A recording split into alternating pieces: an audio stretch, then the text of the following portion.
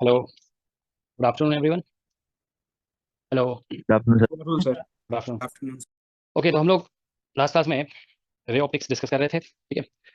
अब हम लोग रे ऑप्टिक्स तो ऑलमोस्ट कंप्लीट हो गया है, ठीक है ना। तो हम लोग अब जो है ना थोड़ा सा इससे रिलेटेड एक दो कॉन्सेप्ट और डिस्कस करेंगे, फिर उसके बाद नया टॉपिक स्टार्ट करेंगे।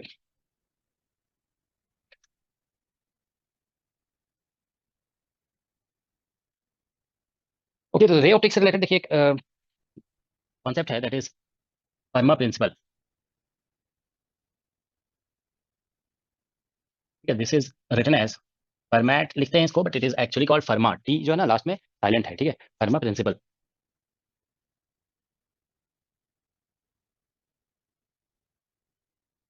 ठीक है, फर्मा प्रिंसिपल जो है ना एक स्पेशल केस है।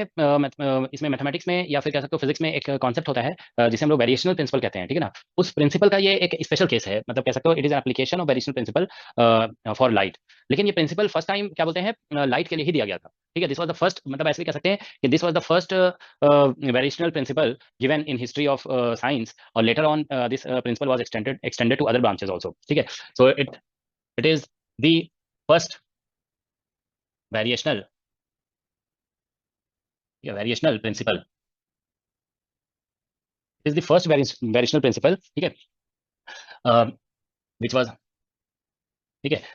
तो ये फर्स्ट वेरिएशनल प्रिंसिपल है। वेरिएशनल प्रिंसिपल जानते हो फिजिक्स का एक मतलब बहुत ही जनरल कॉन्सेप्ट है। जैसे हम आपको देखो एक बात बताते हैं, देखो वेरिएशनल प्रिंसिपल को ही फर्मा प्रिंसिपल जो है हम कह रहे हैं ना कि ये फर्स्ट वेरिएशनल प्रिंसिपल था। बाद में इसको अदर ब्रांचेस में अप्लाई किया गया। जैसे आप मैकेनिक्स में आगे पढ़ेंगे कि लैग्रांजेस इक्वेशन जो होता है ना, that also comes from variational principle, ठीक है। और श्रोडिंगर इक्वेशन जो है that also comes from variational principle, ठीक है। तो मतलब मोस्ट ऑफ द फिजिक्स के जो इक्वेशन है ना वो वेरिएशनल प्रिंसिपल से ही आते हैं, ठीक है। और इनफैक्ट क्या बोलते हैं जितने भी, मतलब ऐसा कह सकते हो कि फिजिक्स का जो सबसे मोस्ट बेसिक प्रिंसिपल है ना, that is the variational principle, ठीक है। वेरिएशनल प्रिंसिपल से हम पूरे फिजिक्स को यूनिफाई कर सकते हैं, ठीक है।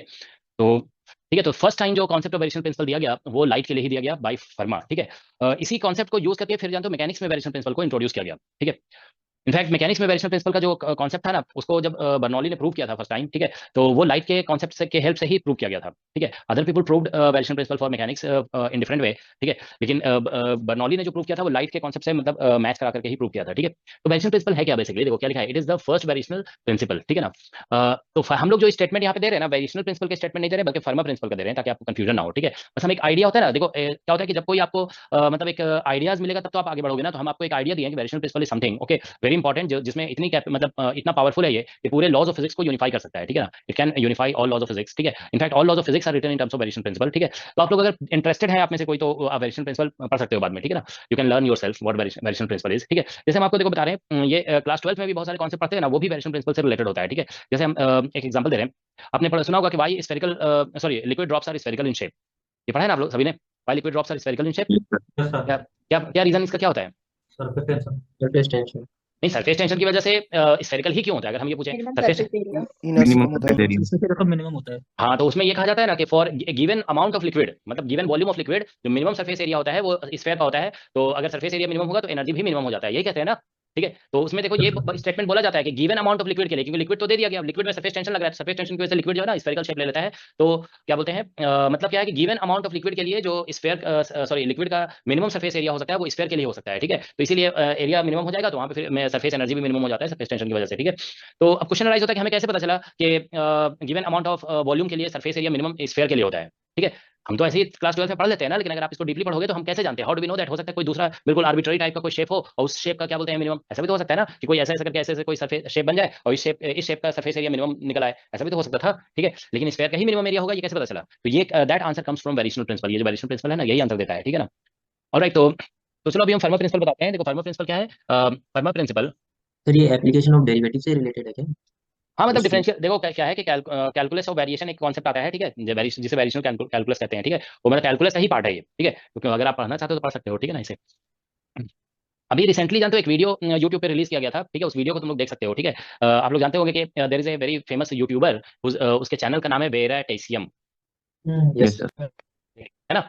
तो उसने मतलब एक वीडियो रिलीज किया है इस पे वेरिएशनल प्रिंसिपल पे, तो वो वीडियो तुम लोग देख लोगे। उस वीडियो में बस आपको एक आइडिया मिलेगा कि क्या बोलते हैं वेरिएशनल प्रिंसिपल कैसे आया है, ठीक है, लेकिन मतलब बहुत ज्यादा उसमें नहीं बताया गया है उस वेरिएशनल प्रिंसिपल। मतलब जो जो बातें जैसे हमने आपको बताया कि सरफेस टेंशन से एरिया मिनिमम होता है, तो वो भी प्रूव कर सकते हैं, श्रोडिंगर इक्वेशन को डिराइव कर सकते हैं, ठीक है, लैग्रांजेस इक्वेशन को डिराइव कर सकते हैं, ठीक है ना।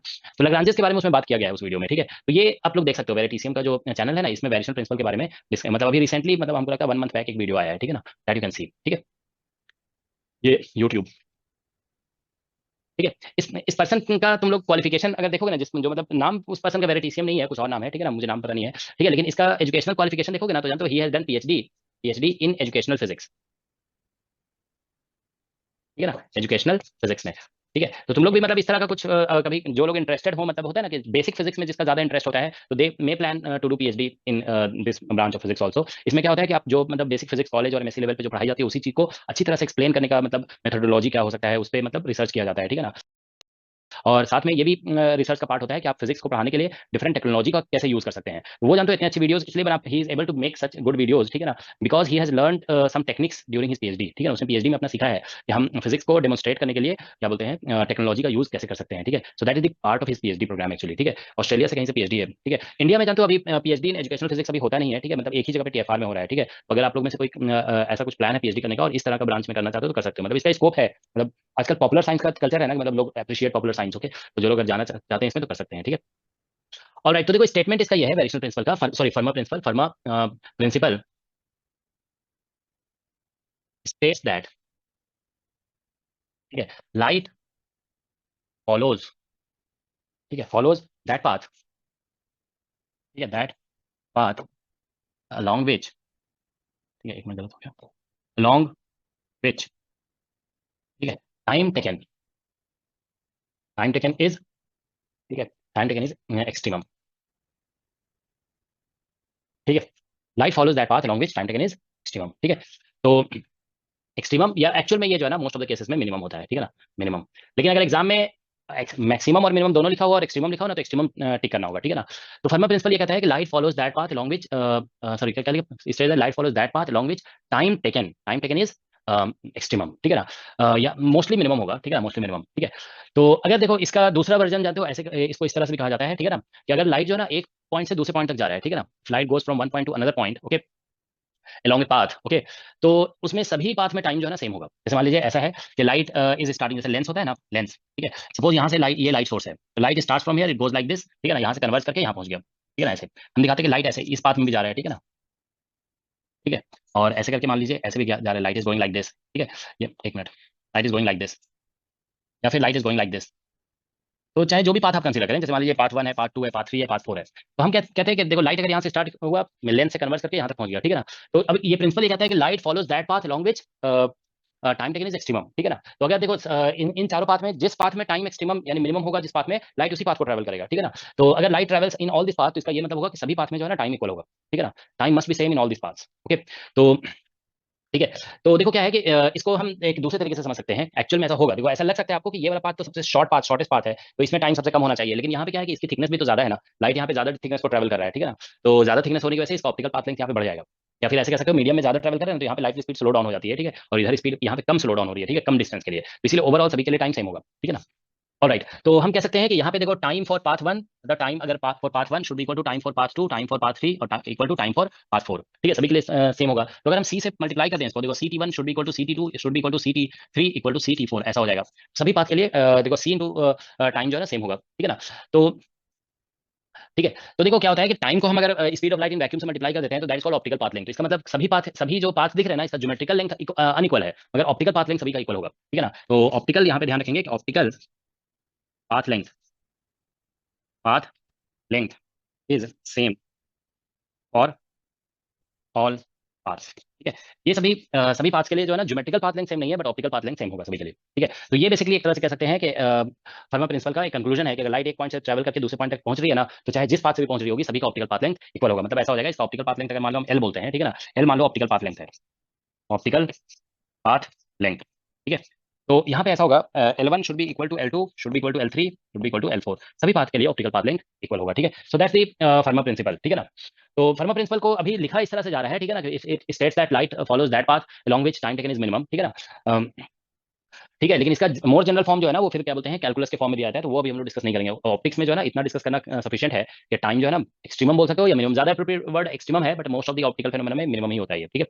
ऑलराइट, तो देखिए क्या है कि इसको अगर हम फिजिकली समझे ना तो देखो इस तरह से आप समझ सकते हो कि जैसे मान लो यहाँ पे कोई ऑब्जेक्ट हमने रख दिया, अब इससे लाइट कंटिन्यूअस निकल रही है, light is continuously coming out of this object, okay. तो कंटिन्यूअसली पहुंच निकल रही है लाइट, तो यहाँ पे कंटिन्यूअसली यहाँ पे कन्वर्ज भी कर रही होगी। तो इसमें जानते हो पता नहीं चलता है मतलब कि लाइट सभी पाथ में इक्वल टाइम पे ट्रैवल कर रही होगी, ठीक है। इसको आप दूसरे तरीके से समझिए, ठीक है। दूसरे तरीके से आप जानते हो ना कुछ लेजर लाइट ऐसे होते हैं, लेजर जो लेजर दो तरह का होता है, ठीक है ना। एक लेजर होता है, ध्यान रखोगे, कंटिन्यूअस, ठीक है, एक कंटिन्यूअस लेजर होता है, और एक लेजर जो है ना पल्स लेजर होता है, पल्स लेजर, ठीक है ना, पल्स लेजर होता है, ठीक है। तो पल्स लेजर क्या होता है कि वो एक मोमेंट के लिए बस मतलब जैसे मान लो लाइट का फ्लैश को प्रोड्यूस किया, ठीक है। तो मान लो हम ऐसा कहते हैं ना कि यहाँ पे एक लाइट का फ्लैश प्रोड्यूस होता है, ठीक है ना, लाइट का फ्लैश, ठीक है। तो एक मोमेंट के लिए एक लाइट का फ्लैश प्रोड्यूस हुआ, अब वो फ्लैश चारों तरफ ऐसे ट्रैवल किया, यहाँ से एकदम पूरा चारों स्प्रेड कर गया। अब देखो यहाँ पे ऐसे करके लाइट ऐसे क्या बोलते हैं, यहाँ जाके मिरर इसमें लेंस में लेंस के से क्रॉस कर रहा है फ्लैश ऑफ लाइट, तो लेंस उसको कन्वर्ट करेगा यहाँ पे, ठीक है ना, इट विल कन्वर्ज हियर। तो अगर देखो कि ऐसा होगा कि लाइट मान लो इस पाथ से पहले मतलब ये पाथ के में लाइट को अलग टाइम लगता है, इस पाथ में अलग टाइम, इस पाथ में सभी में अगर अलग अलग टाइम लगता है, तो जानते हो क्या होगा, यहाँ पे आपको बार बार फ्लैश दिखेगा। मतलब एक बार यहाँ पे फ्लैश अगर दिखता है ना, एक बार लाइट मान लो फ्लैश किया और वो स्प्रेड कर गया, तो यहाँ पे क्या होगा कि मान लो अगर सबसे पहले सबसे कम टाइम इसका है 2 का, तो यहाँ पे क्या होगा, एक बार सबसे पहले टू ये पास 2 से लाइट पहुंचेगी ना, तो यहाँ पे एक लाइट फ्लैश करेगा, फिर उसके बाद 3 से पहुंच रही है लाइट तो फ्लैश करेगा, फिर मान लो 1 से पहुंचा तो फ्लैश करेगा, तो मतलब बार बार फ्लैश दिखना चाहिए, लेकिन ऐसा तो होता नहीं है, ठीक है ना। जैसे एक बार लाइट फ्लैश किया यहाँ पे, तो यहाँ पे भी एक बार ही फ्लैश करता है लाइट, इसका मतलब यहाँ से जो लाइट ट्रैवल करती है ना, तो चाहे जिस पाथ से लाइट यहाँ पहुंच रही हो, सभी लाइट एक ही साथ पहुंचेगी, ठीक है ना। All light will reach this point together, okay. तो इसलिए कहते हैं कि लाइट को सभी पाथ में इक्वल टाइम लग रहा है, ठीक है ना। तो ये सभी पाथ में that is the Fermat principle, ठीक है ना, तो इसी को फर्मा प्रिंसिपल कहते हैं। तो देखो सर फर्मा प्रिंसिपल, हाँ बोलो। सर जैसे आपने बोला कि अलग अलग पाथ अलग अलग टाइम पे पहुंचेंगे तो इमेज बनेगी नहीं ना सर, आपने बोला कि अरे दो वही तो लाइट बोल रहे रखी कि थी। अगर ऐसे पहुंचती तो बार बार बनती ना, नहीं पहुंचेगी, वही तो बोल रहे नहीं पहुंचेगी। मतलब सर बनेगी कैसे, फ्लैश बार बार कैसे बनेगा, दो लाइटर मिलेंगी तभी तो एक फ्लैश बनेगा सर, इमेज तो तभी दिखेगी ना सर। अरे वही तो बोल रहे हैं कि बार बार फ्लैश नहीं बनेगी ना, बार बार हम बोल रहे हैं कि कभी ऐसा हो सकता है कि तुम एक बार लाइट यहाँ फ्लैश करो, इधर बार बार दिखेगा, हम बोल रहे हैं नहीं दिखना चाहिए, ठीक है। तुम तो उल्टा जो हम नहीं बोल रहे तो उसको यह समझ ले रहे हो, समझ रहे हो ना हम क्या कह रहे हैं कि बार बार यहाँ पे फ्लैश नहीं दिखता है, ठीक है ना, एक ही बार दिखता है, तो इसका मतलब क्या हुआ, एक ही बार दिखता है तो इसका मतलब है कि सभी पाथ से लाइट एक ही साथ पहुंच रही है। अगर अलग अलग टाइम पे पहुंचती तो क्या होता, अलग अलग टाइम पे फ्लैश दिखता, समझ में आ रहा है ना, अलग अलग टाइम पे फ्लैश दिखता है ना, तो ऐसा लेकिन नहीं होता है। एक्सपेरिमेंटली ये पाया जाता है कि एक बार यहाँ पे फ्लैश हुआ ना, तो एक ही बार यहाँ पे फ्लैश दिखता है, ठीक है। तो इसका मतलब ये हुआ कि ऑल पाथ से लाइट जो है ना एक साथ ही यहाँ पहुंच रही है, ठीक है ना। ऑलराइट, तो दूसरी बात जानते हो क्या है कि अगर ऐसा होता है ना, मतलब इसको आप एक्सपेरिमेंटली वेरीफाई कर सकते हैं डिफरेंट वेज से, ठीक है ना, कि लाइट अगर हम क्या बोलते हैं लाइट को डिफरेंट पाथ से एक जगह पहुंचा रहे हैं ना, तो आप एक्सपेरिमेंटली वेरीफाई कर सकते हैं लाइट सभी पाथ में इक्वल टाइम लेती है, ठीक है ना। ऑलराइट, तो इसी को फर्मा प्रिंसिपल कहते हैं। देखो तो आईआईटी जैम में जानते हो दो बार फर्मा प्रिंसिपल से क्वेश्चन पूछा गया, ठीक है। एक बार पूछा गया कि according to Fermat principle what मतलब what is the statement of Fermat principle, उसमें ऐसे लिखा गया कि light time taken by light is maximum, किसी में लिख दिया मिनिमम, किसी में लिख दिया एक्सट्रीमम, ठीक है ना, और किसी में लिख दिया सेम फॉर ऑल पाथ, ठीक है ना, कुछ मतलब डिफरेंट डिफरेंट स्टेटमेंट दिया हुआ था, आप देख लोगे पीवाईक्यू में दिया होगा। तो मतलब हम यही कहेंगे Fermat principle tells that light follows that path along which time taken is extremum, तो उसमें एक ऑप्शन एक्सट्रीमम दिया हुआ था, तो उसी को टिक करना था, ठीक है ना। तो आईआईटी ने भी जो आंसर दिया ना वो एक्सट्रीमम का ही आंसर दिया था, ठीक है ना। ऑल्दो वहां पे एक ऑप्शन में मिनिमम भी लिखा हुआ था, ठीक है ना। तो एक्सट्रीमम और मिनिमम दोनों लिखा रहेगा ना, तो आपको ध्यान रखना एक्सट्रीमम को टिक करना है, ठीक है ना। क्योंकि मैथमेटिक्स जिस मैथमेटिक्स से आ रहा है ना, वो मैथमेटिक्स एक्सट्रीमम का कंडीशन इस पे लगाता है, ठीक है ना। तो अगर आप डिटेल मैथमेटिकल कैलकुलेशन में जाओगे ना, तो आपको पता चलेगा कि वहां पे एक्सट्रीमम का कंडीशन लगाया जाता है, ठीक है ना। जैसे मैक्सिमम मिनिमम होता है ना, तो आप फर्स्ट डेरिवेटिव अगर जीरो करते हो तो उसको क्या बोलते हो, एक्सट्रीमम का कंडीशन, तो एक्सट्रीमम का कंडीशन इसमें लगाया जाता है, तो इसलिए उस ऑप्शन में मिनिमम भी दिया हुआ था, लेकिन उसमें टिक एक्सट्रीमम करना था, ठीक है। एक बार दूसरी बार देखो आईटी जैम में एक बार क्वेश्चन पूछा गया, तो यही लेंस बना दिया गया था, और पूछा गया कि लाइट जैसे यहाँ से ट्रैवल करके यहाँ पहुंच रही है, तो बताइए कि कौन से पाथ मतलब ऑप्टिकल पाथ लेंगे डिफरेंट में, मतलब कौन सा ग्रेटर है कौन सा स्मॉलर है, ऐसे लिख दिया। मतलब एक ऑप्शन में लिख दिया जैसे ये पाथ, इसका ऑप्टिकल पाथ L1 है, L2 है, L3 L4 है, तो किसी में लिख दिया L1 is greater than L2 greater than L3, एक ऑप्शन में सिर्फ लिखा हुआ था L1 L2 L3 सभी इक्वल होंगे, ठीक है। तो बस ये वाला ऑप्शन एक बार पूछा गया, तो दो बार देखो फर्मा प्रिंसिपल से क्वेश्चन पूछा गया है, ठीक है ना, बस यही दो क्वेश्चन पूछा गया है। क्योंकि फर्मा प्रिंसिपल से देखो क्वेश्चन जो बनते हैं ना, वो ज्यादातर क्या बोलते हैं इसके बनते हैं, क्या बोलते हैं, मतलब प्रूफ वाले क्वेश्चन बनते हैं, ठीक है ना। ऐसे मतलब न्यूमेरिकल क्वेश्चन इससे ज्यादा फ्रेम नहीं होता है, ठीक है ना, और अगर ज्यादा क्वेश्चन फ्रेम करने की कोशिश करेंगे ना, तो फिर कॉम्प्लिकेटेड हो जाता है, ठीक है ना। तो इसीलिए इससे जो है ना क्वेश्चन ज्यादा पूछा नहीं गया है। अभी रिसेंटली जानते हो क्वेश्चन नेट के एग्जाम में पूछा गया, ठीक है। तो हम वो क्वेश्चन आप लोग करा देंगे नेट में। एक जो है ना क्वेश्चन पूछा गया, क्या बोलते हैं, फर्मा प्रिंसिपल से जो क्या बोलते हैं मतलब कह सकते हैं कि फर्मा प्रिंसिपल से है, या फिर उसको वेव फ्रंट के डेफिनेशन से भी बोल सकते हैं, ठीक है ना। तो चलो अभी वो डिस्कस करेंगे। तो बस एक देखो इसका एप्लीकेशन हम लोग डिस्कस कर रहे हैं यहाँ पे, ठीक है। एप्लीकेशन सर ऑफ, हाँ बोलो। सर उसी लेंस का अगर पार्ट 2 में अगर कोई ग्लास प्लेट इंट्रोड्यूस कर देंगे तो भी सेम टाइम लगेगा? क्या, सर पार्ट 2 में अगर कोई छोटा सा ग्लास प्लेट इंट्रोड्यूस कर देंगे तो भी सेम टाइम लगेगा या डिफाइंड हो जाएगा? नहीं देखो क्या होगा कि जैसे मान लो तुम यहाँ पे कह रहे हो कि हम ग्लास प्लेट इंट्रोड्यूस कर देते हैं, यस सर। तो उसमें दोनों चीजें होती है ना। देखो ग्लास प्लेट इंट्रोड्यूस करने से क्या होगा कि बेसिकली जैसे तुम कह रहे हो कि यहाँ पे हम ग्लास प्लेट इंट्रोड्यूस कर देंगे, यहाँ पे ऐसे, यस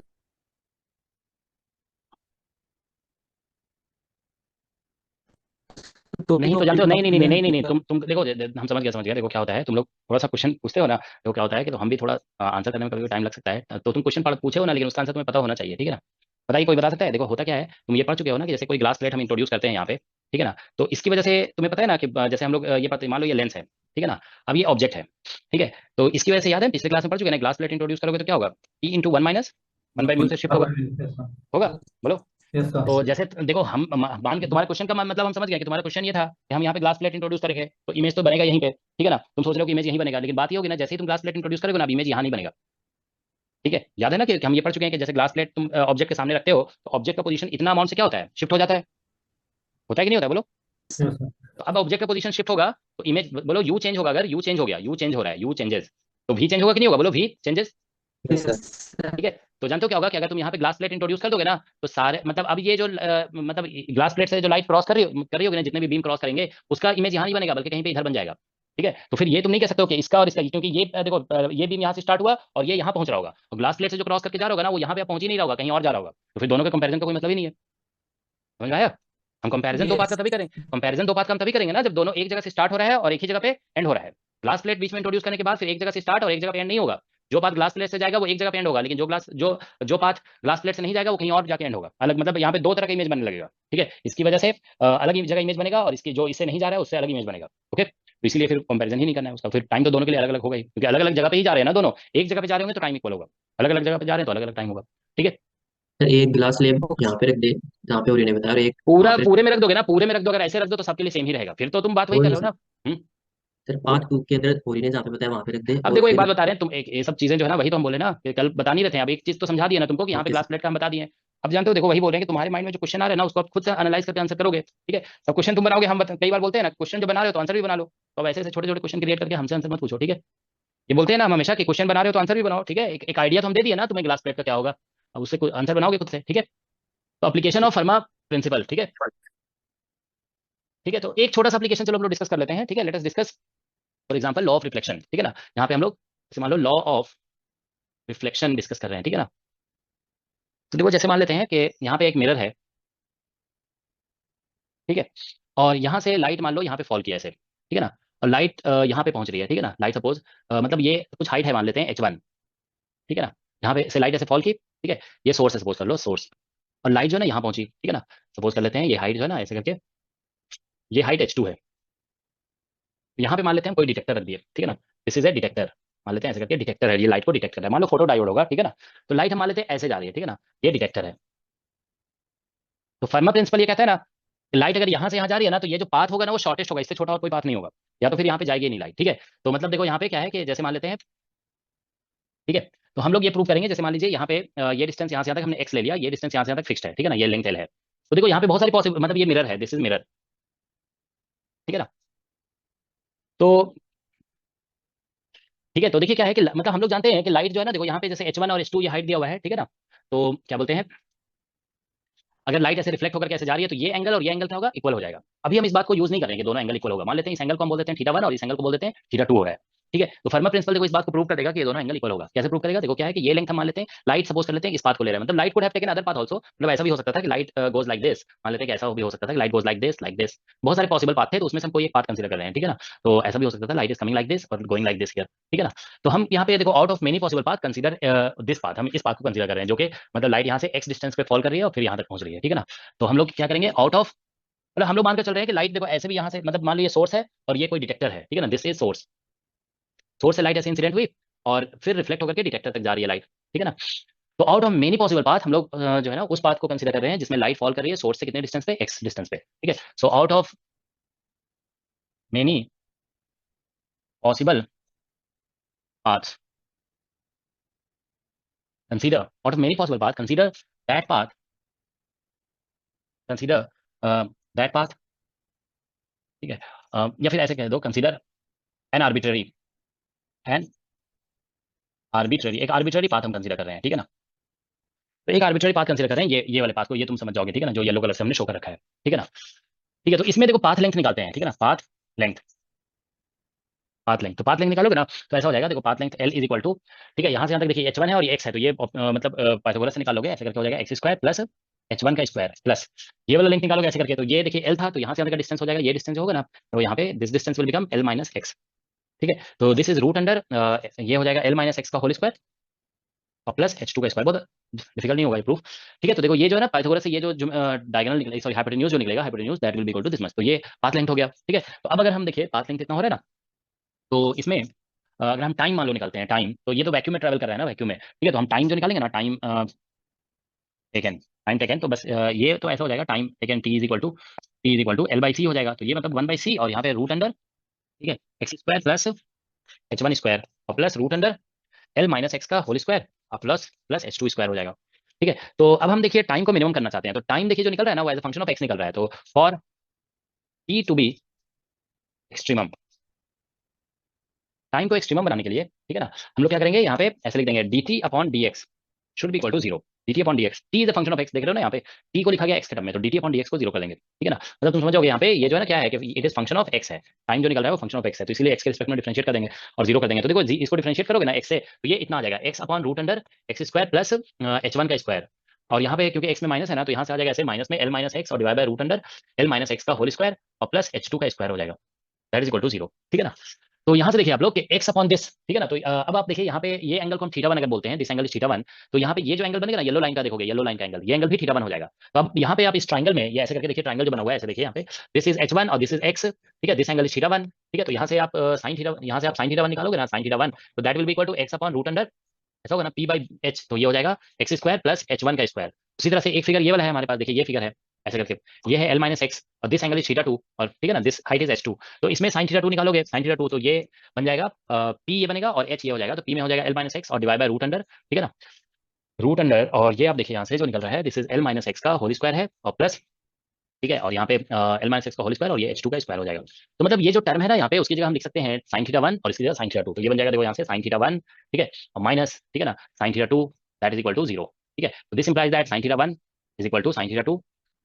ठीक है, तो यहाँ से आ गया theta one equal to theta two, तो मतलब हमने ये प्रूव कर दिया कि यहाँ पे ये जो एंगल थीटा वन और थीटा टू है दोनों इक्वल हो रहा है। ठीक है, तो आप देखिए टाइम को मिनिमम, टाइम को जब हमने एक्सट्रीमम किया ना, तो वहाँ से प्रूव हो गया। तो दिस इज बेसिकली प्रूफ है, this is proof of law of reflection from using Fermat principle. ठीक है, तो this is proof of law of reflection, law of reflection using Fermat principal.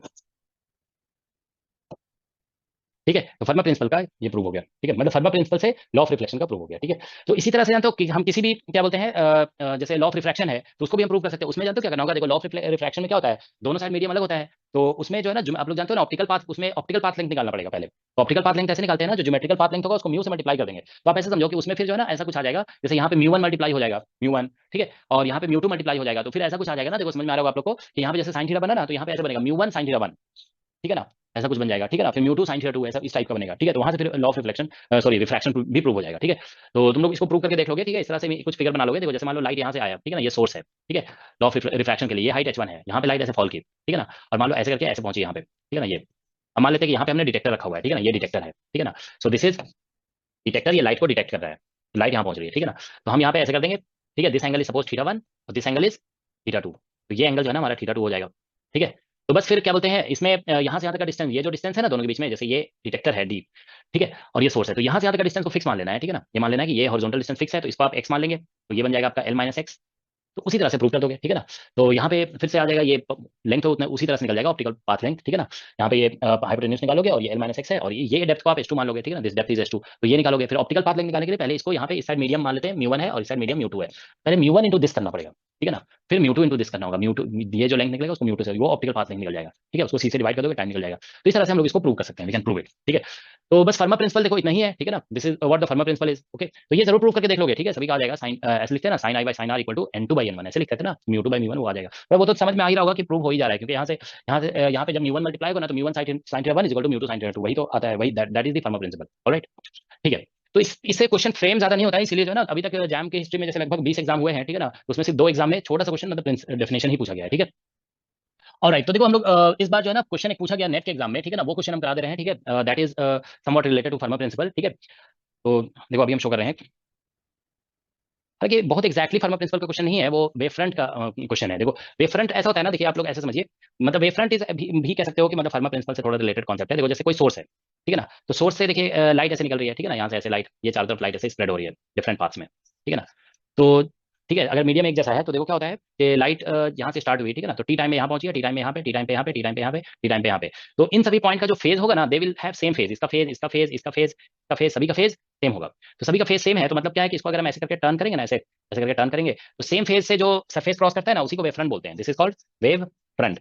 Wave front का definition ध्यान रखोगे, wave front is a surface having constant phase, ठीक है ना। अगर कभी वेव फ्रंट को डिफाइन करने के लिए बोल दिया गया तो ध्यान रखोगे इसको डिफाइन ऐसे करते हैं, ठीक है ना। वेव फ्रंट,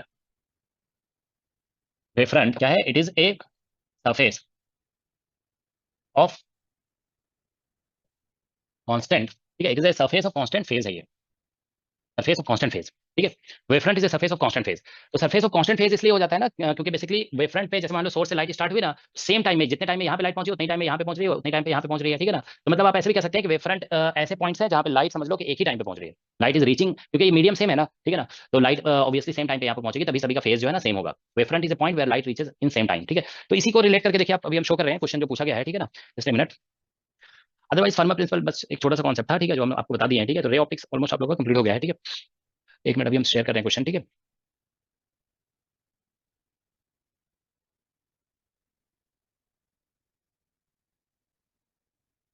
किसी कोई डाउट होगा तो पूछ लोगे, ठीक है।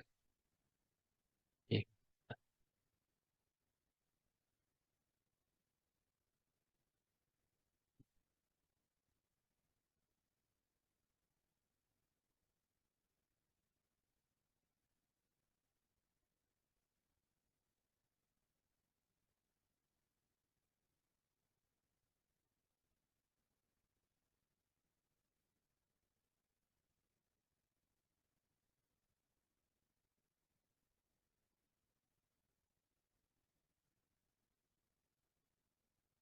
हाँ देखो, ये क्वेश्चन है यहाँ पे, देखो,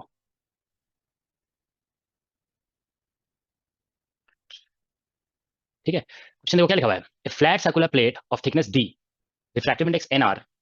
तो इसमें लिखा गया फ्लैट सर्कुलर प्लेट है जिसका थिकनेस डी है, देखो ये थिकनेस डी दिखाया हुआ है, ठीक है ना। The refractive index N R varies radially, मतलब इस सर्कुलर प्लेट का जो रिफ्रैक्टिव इंडेक्स है ना, वो हर जगह सेम नहीं है। रिफ्रैक्टिव इंडेक्स मतलब रेडियली वेरी कर रहा है, it is function of R, where R is the radial distance from the centre of the plate. अब इसमें बोला जा रहा है एक coherent plane wave front is normally incident on the plate. इसके ऊपर एक हमने देखो ये प्लेन वेव फ्रंट ऐसे करके दिखाया ना, प्लेन वेव फ्रंट को इंसिडेंट कराया गया on this plate as shown in the figure below. If the emergent wave front, मतलब इंसिडेंट किया जा रहा है इसके ऊपर प्लेन वेव फ्रंट, और इससे जो इमर्ज कर रहा है ना wave front, that is actually ये जो है ना क्या बोलते हैं, स्फेरिकल वेव फ्रंट है, इट इज स्फेरिकल। तो बोला जा रहा है if the emergent wave front is spherical and centred on the axis of the plate, then N R minus N zero should be proportional to. तो इसमें बोला जा रहा है कि मतलब एन जीरो मीन्स यहाँ पे सेंटर पे जो रिफ्रैक्टिव इंडेक्स है और आर डिस्टेंस पे जो रिफ्रैक्टिव इंडेक्स है वो प्रोपोर्शनल टू क्या होना चाहिए, what should be proportional to what, okay, that is the question, ठीक है। तो बस क्वेश्चन ये है कि देखो ये जो सर्कुलर प्लेट है ना, it is converting plane wave front to spherical wave front, ठीक है। तो इसका रिफ्रैक्टिव इंडेक्स रेडियली कैसे वैरी करना चाहिए, ये क्वेश्चन है, ठीक है ना। तो देखिए हम लोग इसको सॉल्व कर रहे हैं, ठीक है। क्वेश्चन जो है ना, बस सिंपल सा कॉन्सेप्ट इसमें यही लगेगा कि वेव फ्रंट का मतलब हो गया कि जिसमें लाइट को पहुंचने में सेम टाइम लगेगा, ठीक है ना, मतलब उसके सभी पॉइंट्स के फेज जो होते हैं वो इक्वल होते हैं, ठीक है ना। तो ऐसा है क्वेश्चन, देखिए यहाँ पे जैसे एक हम ऐसे थिकनेस दिखा दे रहे हैं, ठीक है ना, ये प्लेट है, तो नो सिग्नल आ रहा है, एक सिग्नल। मिनट में।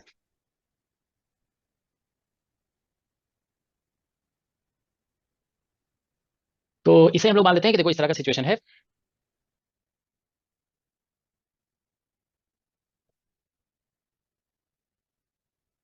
ठीक है, दैट्स द सिचुएशन। तो अब आप देखिए यहाँ पे मतलब इस तरह की सिचुएशन है, इस पॉइंट को हम आर इक्वल टू जीरो बोल दे रहे हैं, ये लाइन जो है ना, सपोज करो ये R equal to zero line है, जीरो है यहाँ पे, ठीक है ना, यहाँ पे आर इक्वल टू जीरो, ये कोई पॉइंट है, यहाँ पे आर डिस्टेंस है, यहाँ मतलब यहाँ से यहाँ तक का डिस्टेंस आर मान लेते हैं, दिस डिस्टेंस इज आर, ठीक है, दिस थिकनेस इज डी। तो अब देखिए लाइट ऐसे इंसिडेंट हुआ, ठीक है। अब उसके बाद क्या हो रहा है कि ये एक वेव सर ये बन जा रहा है स्फेरिकल वेव फ्रंट, ठीक है ना। तो मान लो एक स्फेरिकल वेव फ्रंट ऐसे करके हम कंसीडर कर लेते हैं, ठीक है ना, let us consider spherical wave front. तो देखिए इस स्फेरिकल वेव फ्रंट में हर पॉइंट पे फेज क्या होता है, सेम होता है, ठीक है ना। तो इसलिए क्या होगा कि जैसे लाइट यहाँ से यहाँ पहुंच रही है ना, लाइट सपोज रीचिंग हियर, ठीक है ना, ये इस पॉइंट पे थोड़ा सा सिमेट्रिक बना लोगे इसको, ठीक है ना, ये ऐसा सिमेट्रिक जैसा, ठीक है। और लाइट यहाँ से क्या बोलते हैं, अगर यहाँ पे पहुंच रही है लाइट, यहाँ पे, ठीक है, तो लाइट जो है ना अगर यहाँ पहुंच रही है, ठीक है ना, light is reaching this point या इस पॉइंट पे, ठीक है ना। तो बेसिकली क्या होगा कि चाहे लाइट यहाँ पहुंच रही हो या यहाँ पहुंच रही है लाइट, ठीक है, इस पॉइंट पे, तो दोनों में लाइट जो है ना एक साथ पहुंचना चाहिए, तभी दोनों का फेज जो होगा सेम होगा, क्योंकि हम लोग वेवफ्रंट का मतलब होता है surface passing through points having same phase, मतलब इसका जो फेज होगा ना और इसका जो फेज है वो सेम होगा। तो फेज ऐसे बोलते हैं ना, जैसे मान लो यहाँ पे देखिए, सपोज करो यहाँ पे फेज जो था ना, इस पॉइंट का फेज था फाई नॉट और इस पॉइंट का भी फेज था फाई नॉट, ठीक है ना। तो फिर यहाँ से यहाँ तक का फेज अगर सेम होगा तो यहाँ से यहाँ तक का फेज डिफरेंस सेम हो जाएगा, फेज डिफरेंस अगर सेम होगा तो पार्ट डिफरेंस भी क्या होगा, सेम हो जाएगा, पार्ट डिफरेंस शुड ऑल्सो भी सेम, ठीक है। तो मतलब हमें ये कहना पड़ेगा कि अगर फेज डिफरेंस सेम है तो फिर पार्ट डिफरेंस भी सेम होना चाहिए, ठीक है। तो ठीक है, तो ये वेव फ्रंट है, this is wave front, wave front. ठीक है, वेव फ्रंट को फिर से हम बता रहे हैं आपको कि वेव फ्रंट का डेफिनेशन यही होता है, it is surface of constant phase. मतलब आप ये कह सकते हैं इस पॉइंट का फेज और इस पॉइंट का फेज सेम होगा। अब जैसे यहाँ पे देखो प्लेन वेव फ्रंट था, तो ये ऐसे एक ही वेव फ्रंट पे, जैसे ये देखो यहाँ पे ऐसे प्लेन वेव फ्रंट है, तो एक ही वेव फ्रंट पे ये सभी पॉइंट्स लाई करेंगे ना, ये पॉइंट उसी तरह से यहाँ पे ऐसे करके बनाओगे तो ये पॉइंट और ये पॉइंट सेम वेव फ्रंट लाई करेंगे, तो इनका भी फेज सेम है। अब फेज इसका फेज और इसका फेज सेम है, इसका फेज इसका फेज सेम है, तो फेज डिफरेंस सेम हो गया, फेज डिफरेंस सेम हो गया तो पार्ट डिफरेंस सेम हो गया। पार्ट डिफरेंस का मतलब यहाँ से यहाँ तक ऑप्टिकल पाथ लेंथ और यहाँ से यहाँ तक ऑप्टिकल पाथ लेंथ सेम हो जाएगा। ऑप्टिकल पाथ सेम हो रहा है तो मतलब कह सकते हैं टाइम टेकन भी सेम हो जाएगा फिर। ठीक है, तो मेनली कॉन्सेप्ट यहाँ पे यही है कि ऑप्टिकल पाथ लेंथ ये और ये ऑप्टिकल पाथ लेंथ सेम हो जाना चाहिए। ठीक है, तो देखो कैसे हम लोग क्या कर सकते हैं कि इसमें जो है ना, इसको जैसे सेंटर है, इसको ऐसे करके ये ज्वाइन कर दो ऐसे करके यहाँ पे। ठीक है ना, तो देखिए अगर मतलब यहाँ ये जो वेव फ्रंट बन रहा है ना, उसका सेंटर यहाँ पे मान ले रहे हैं हम यहाँ पे। ठीक है ना, तो ऐसा हो जाएगा कि अगर देखो ये रेडियस आर है तो ये रेडियस भी क्या होगा, आर होगा, और ये आर है तो ये वाला डिस्टेंस जो यहाँ से यहाँ तक लगभग होगा ना, ये डिस्टेंस यहाँ से लेकर यहाँ तक का डिस्टेंस, ये डिस्टेंस हो जाएगा आपका कैपिटल आर स्क्वायर और minus small R square, this distance ये। तो अब देखो इसको मान लो पाथ 1 कह देते हैं और इसको बोल देते हैं ये वाले पाथ को पाथ 2। ठीक है, तो हम लोग जैसे कि बोल रहे हैं यहाँ पे कि ऑप्टिकल पाथ लेंथ 1 का और ऑप्टिकल पाथ लेंथ 2 का इक्वल होगा। ठीक है, तो ये देखिए रे यहाँ से क्रॉस कर रहा है। ठीक है ना, तो यहाँ पे पाथ 1, इसको हम पाथ 1 और ये मान लो पाथ 2 है। ठीक है, तो पाथ 2 हमने बोल दिया है। ठीक है ना, तो पाथ 2 में आप ऑप्टिकल पाथ लेंथ निकालोगे ना, तो लाइट जहां से क्रॉस कर रहा है वहां पे रिफ्रैक्टिव इंडेक्स इसका एन नॉट दिया हुआ है और इसका थिकनेस डी दिया हुआ है, प्लस ये डिस्टेंस आर हो गया, ये ऐसा हो गया। ये L1 जो होगा ना, वो यहाँ से क्रॉस कर रहा है, यहाँ पे रिफ्रैक्टिव इंडेक्स एन है, यहाँ पे रिफ्रैक्टिव इंडेक्स एन नॉट है, तो यहाँ पे हो जाएगा देखो एन इंटू डी और प्लस ये वाला डिस्टेंस, दिस डिस्टेंस, ये डिस्टेंस है R square minus small R square, ऐसा हो गया। तो इसको हम इधर ले आते हैं, तो एन माइनस एन नॉट और इंटू डी हो गया, दैट इज इक्वल टू, इसको इधर ले आते हैं कैपिटल। ठीक है ना, देखो कैपिटल आर और माइनस ये हो जाएगा कैपिटल आर स्क्वायर और माइनस स्मॉल आर स्क्वायर। ठीक है, तो हम लोग देखो यहाँ पे ऐसा करते हैं कि कैपिटल आर कॉमन ले लेते हैं इसमें, तो 1 माइनस और रूट अंडर हो जाएगा 1 minus R square by capital R square, ऐसा होगा। ठीक है ना, अगर आप कैपिटल आर स्क्वायर यहाँ से कॉमन लेंगे तभी तो आर बाहर आएगा, फिर आर कॉमन आ जाएगा। ठीक है, तो ये देखो आप यहाँ से एन इंटू एन नॉट और इंटू डी हमारा यहाँ से निकल गया, कि मतलब ऑप्टिकल ये भी कह सकते हैं कि रिफ्रैक्टिव इंडेक्स एक्चुअल में स्फेरिकल वेव फ्रंट ऑब्टेन करने के लिए कैसा होना चाहिए। तो एक्चुअल में अगर आंसर निकाले ना कि हाउ शुड मतलब refractive index vary radially so that you convert a plane wave into spherical wave. ठीक है, तो उसका आंसर ये होगा कि एन जो है ना इस तरह से होना चाहिए, देखो एन नॉट और प्लस यहाँ पे आर बाई डी, ये जो है ना आर और नीचे ये डी आ जाएगा, और यहाँ पे आना चाहिए इस तरह से 1 minus root under 1 minus R square by capital R square. ठीक है ना, ये ऐसा capital R is the radius of a front. ठीक है ना, तो एक्चुअल में रिफ्रैक्टिव इंडेक्स इस तरह से वैरी करना चाहिए, लेकिन हमें ऐसा ऑप्शन तो कहीं दिया नहीं है। तो देखो फिर जानते हो ऑप्टिक्स का कॉन्सेप्ट जनरली ये होता है कि ऑप्टिक्स में जो है ना हम लोग ये जो डिस्टेंस होता है ना इसको जनरली स्मॉल लेते हैं। ठीक है, मतलब हम लोग इसको इसलिए स्मॉल लेते हैं ना सो दैट किसी तरह का एब्रेशन ना हो। ठीक है, ये डिस्टेंस को लार्ज लेने से जो है ना इमेज में डिफेक्ट आता है। ठीक है, तो हम लोग मान लेते हैं कि इमेज में डिफेक्ट नहीं आ रहा है, पूरा परफेक्टली स्फेरिकल बना हुआ है ये। ठीक है, तो इसको जनरली स्मॉल लिया जाएगा, will take it to be small. ठीक है ना, तो अगर हम देखो यहाँ पे लेते हैं, देखो if R is taken to be small, अगर हम इसको स्मॉल लेते हैं, ठीक है ना, तो फिर देखो क्या होगा कि ये जो n माइनस एन नॉट और इंटू डी लिखा हुआ है ना, ठीक है, that will become capital R, और यहाँ से आ जाएगा 1 माइनस, और इसको बाइनोमियल एक्सपेंशन लगा दोगे तो ये 1 minus R square by 2 capital R square हो जाएगा, ऐसा हो जाएगा। तो 1 और 1 कैंसिल हो जाएगा, माइनस माइनस प्लस हो जाएगा। तो यहाँ से आप देखिए कि n माइनस एन नॉट और इंटू डी जो आ रहा है ना, दैट विल बिकम हियर ये एक आर मल्टीप्लाई हो जाएगा, तो R square upon 2 into capital R हो जाएगा। ठीक है ना, तो आप देख रहे हैं ये जो डिफरेंस है ना n माइनस एन नॉट, ठीक है, that is proportional to R square आ रहा है। ठीक है, तो यही इसका आंसर हो जाएगा, दैट इज द आंसर। ठीक है, तो ये एक बेसिक सा क्वेश्चन था, देखो जो मतलब जस्ट वेव फ्रंट के डेफिनेशन पे कह सकते हो कि पूछा गया, this is just based on wave front, definition of wave front, तो इसका थर्ड ऑप्शन करेक्ट हो जाएगा। ठीक है, किसी को डाउट है तो पूछ सकते हो। ठीक है, तो हम लोग का ये जो टॉपिक है ना रे ऑप्टिक्स, ये कंप्लीट हो गया है। तो आप लोग ऐसा करो कि असाइनमेंट के जो क्वेश्चन है ना उसको आप लोग थोड़ा अच्छे से अटेम्प्ट कर लो। ठीक है, फिर जो क्वेश्चन नहीं होगा ना हम एक प्रॉब्लम डिस्कशन क्लास लगा देंगे। ठीक है, उसमें सभी क्वेश्चन हम करा देंगे। ठीक है, अगर किसी से कोई एससीबी का क्वेश्चन नहीं बना है, तो क्योंकि हम पिछली क्लास में एससीबी डिस्कस कर रहे थे ना, अगर तुम लोग एससीबी से कुछ क्वेश्चन पूछना चाहते हो तो अभी हम करा देंगे। ठीक है ना, असाइनमेंट में जो क्वेश्चन दिए हुए हैं ना वो तुम लोग अटेम्प्ट खुद से करोगे। ठीक है, वो हम क्या बोलते हैं फिर किसी अदर क्लास में कराएंगे। ठीक है, एससीबी का कोई क्वेश्चन है क्या, कोई पूछना चाहते हो एससीबी का कोई क्वेश्चन, अदरवाइज फिर हम कुछ और डिस्कस यस करेंगे। कौन सा क्वेश्चन है देखें,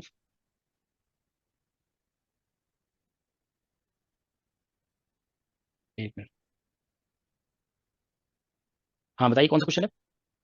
फिर 65, फिर 64 और 65 दोनों रिलेटेड है, तो 64 तो हो गया, 65 नहीं। 64 हो गया, 65 नहीं हुआ। No sir. चलो ठीक है, देखते हैं।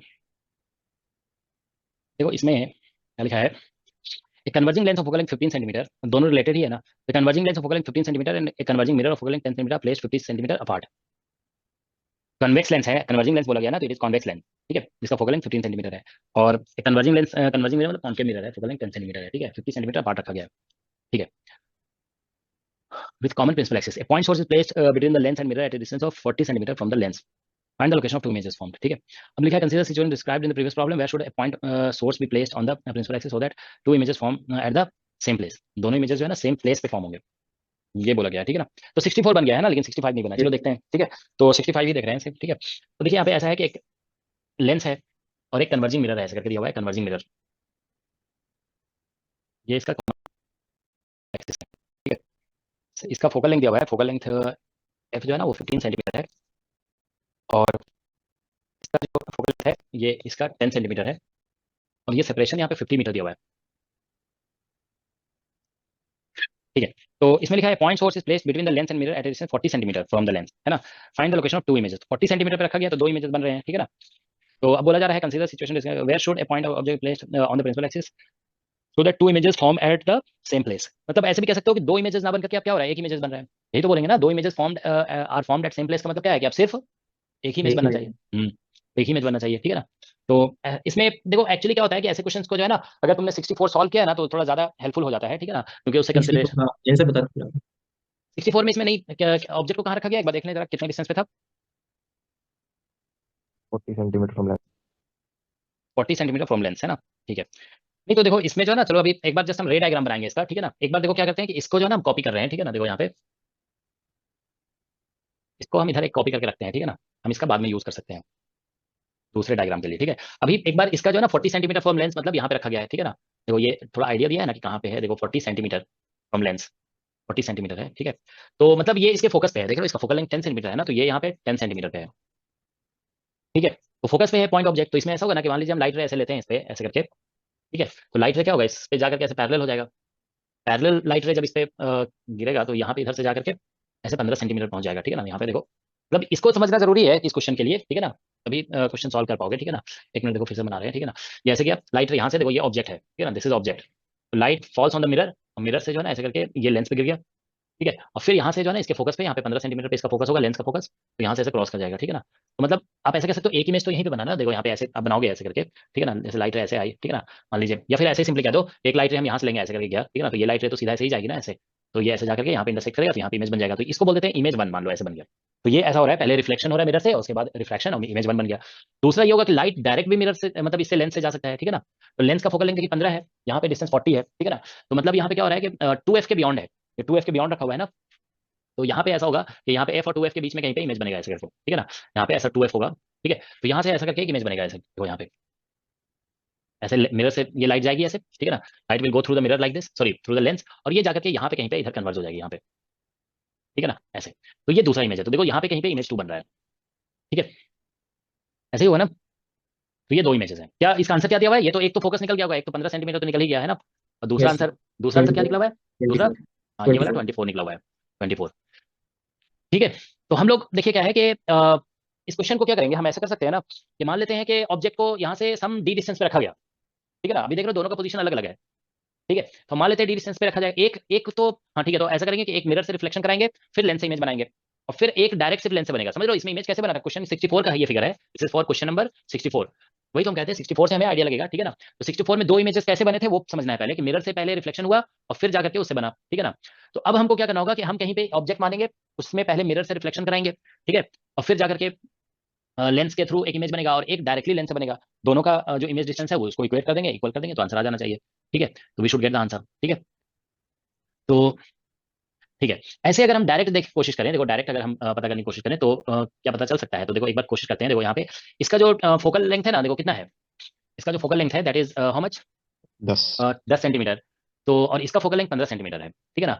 तो इसमें देखो क्या हो रहा है कि इसका जो सेंटर ऑफ कर्वेचर होगा, इसका जो सेंटर ऑफ कर्वेचर है, ये इसका मतलब ये मिरर का एफ एम हम बोल रहे हैं, मिरर का फोकल लेंथ है, वो इस लेंस के लिए देखो ये एफ एल है, और ये मान लो इसका 2 एफ एल है, ठीक है ना। ये 2FL है, दिस इज FL, मतलब लेंस का फोकल पॉइंट है ये, और इसका 2FL वाला पॉइंट बोलते हैं ना वो है। ये दोनों कोइंसाइड कर रहे हैं, ठीक है ना। तो अगर आप ऐसे देखिए, हम समझते हैं ना कि इस तरह से कि अगर हम मतलब देखो एक हम ऐसे ही सब कहते हैं ना कि मतलब एक ऐसे ही मतलब अंदाजा लगाना, ठीक है ना, वो हम ऐसे ही अंदाज लगा रहे थे, हमको लग रहा है लेकिन आंसर निकल गया, ठीक है। देखो यहाँ पे हुआ क्या कि इसका 15 सेंटीमीटर दिया हुआ और इसका 10 सेंटीमीटर दिया हुआ है फोकल लेंथ, तो मतलब ऑब्वियसली इधर से हम 20 सेंटीमीटर लेंगे तो इधर 30 बच जाएगा, तो मतलब इसका 2, तो इसमें मतलब मतलब क्वेश्चन को फ्रेम ही ऐसा किया है कि इसका सेंटर ऑफ कर्वेचर और इसका 2F जो है ना कोइंसाइड कर रहा है, दे आर कोइंसाइडिंग, ठीक है। अब आप बताइए, देखिए हम लोग ये पढ़ चुके हैं ना कि कन्वर्जिंग मिरर का इमेज फॉर्मेशन पढ़ा हुआ है, ये बताया हुआ है आप लोगों को कि अगर आप सी पे रखते हो ऑब्जेक्ट को, इफ यू कीप ऑब्जेक्ट कहाँ बनता है, सी पर सी पे ही बनता है, ठीक है ना, सी पे ही बनता है, ठीक है ना। और अगर आप ये बताइए कि अगर आप क्या बोलते हैं 2F पे, इसके लेंस का पढ़ा हुआ है ना कि लेंस में अगर 2F पे आप ऑब्जेक्ट को रख देते हो तो इमेज कहाँ बनता है, तो उसी साइड 2 है। दूसरे दूसरे साइड साइड 2F पे बन जाता है, ठीक है ना। तो बस हो गया, देखो क्या होगा इसमें, ऐसे समझो। अब इसमें सॉल्व करने की जरूरत नहीं है, ये जानते हो लॉजिक से ही पता चल गया। देखो यहाँ पे ये ऑब्जेक्ट है, ब्लू कलर से बना रहे हैं, ठीक है ना। तो ये सेंटर ऑफ कर्वेचर है, तो लाइट जब इसके ऊपर फॉल करेगी ना, तो ये थोड़ा फिगर सही नहीं बना हुआ है, तो ये 90 डिग्री हो जाएगा, दिस विल बिकम 90 डिग्री। अब जानते हो लाइट जैसे ऐसे गया ना तो वापस वैसे ही रिटर्न आ जाएगा, होगा कि नहीं होगा बोलो, यस सर। ठीक है। हाँ तो ऐसा हो जाएगा, ठीक है ना। तो लाइट ऐसे गया 90 डिग्री हो गया ना, ये light will return in along same path, ऐसा हो जाएगा, जैसे आया उसी तरह से रिटर्न हो गया। अब जो रिटर्निंग लाइट है ना वो ऐसे करके लेंस पे फॉल करेगा, it will fall on lens. तो लेंस पे ऐसा लगेगा कि लाइट कहाँ से आ रही है, light is coming from 2f, इसीलिए कन्वर्ट कर जाएगा 2f पे जाकर। इधर से भी ऐसी होगा, लाइट जो इधर से रिटर्निंग लाइट आ रही है ना वो ऐसे लेंस पे जाएगी, ठीक है ना। And from here it will converge on 2f, ऐसा हो जाएगा। बस हो गया, यही आंसर है इसका। तो मतलब यहाँ पे जो है ना आंसर हो जाएगा कि object should be placed at a distance of 30 centimetre from the lens, ठीक है। तो 30 सेंटीमीटर पे रखेंगे ना तो ऐसा होगा कि लाइट जो एक्चुअली मिरर से पे जाएगी ना वो वापस वहीं पे वापस आ जाएगी, ठीक है। तो इसीलिए फिर लाइट जब वापस आ गई तो फिर यहाँ से वापस ऐसे यहाँ से ऐसे करके ऑब्जेक्ट पे पड़ेगी मिरर पे, तो मिरर से जाके फोकस पे यहाँ पे 2f पे बन जाएगा इमेज, ठीक है। तो दो रेज बन ही नहीं पाए ना यहाँ से दो रेज बना ही नहीं, ठीक है ना। जैसे गया वैसे ही वापस आ गया, तो मतलब लेंस के ऊपर जो लाइट फॉल कर रहा है ना वो एक ही रे फॉल कर रहा है ऐसे करके, ठीक है ना। मतलब जितने भी रेज लोगे ना, जैसे मान लो इससे ऐसे लेंगे, ऐसे यहाँ से ऐसे लेंगे तो ये 90 डिग्री पे होगा, फिर वो वापस आ जाएगा, ठीक है। तो फिर ये ऐसे गिरेगा यहाँ पे आकर, फिर ये ऐसे कन्वर्ट सेम जगह पे हो जाएगा, क्योंकि ऐसा लगेगा ना लेंस पे जो लाइट आ रही है, लाइट जो भी लेंस पे गिर रहा है ना that is only coming through 2f।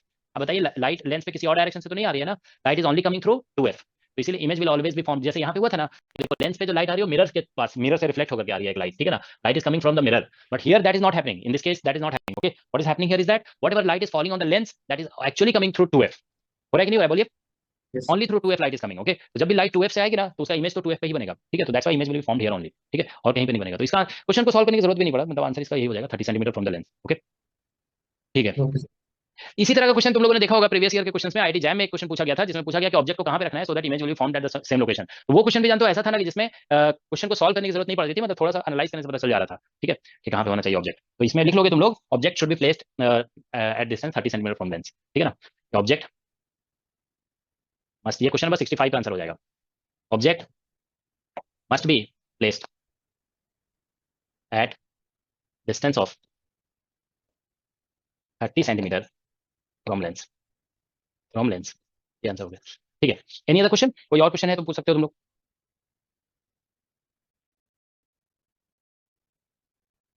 Question साथ ही साथ सॉल्व कर लो तुम लोग, ठीक है, जो भी